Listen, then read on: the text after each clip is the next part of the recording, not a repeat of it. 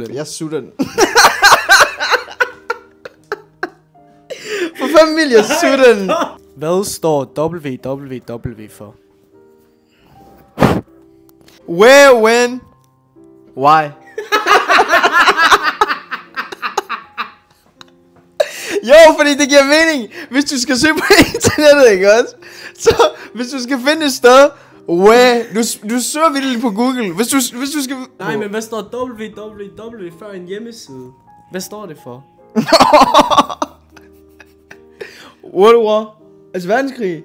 Nej! 3 W'er der, det står for noget. Hvad står det for? Ikke det der where, when, why.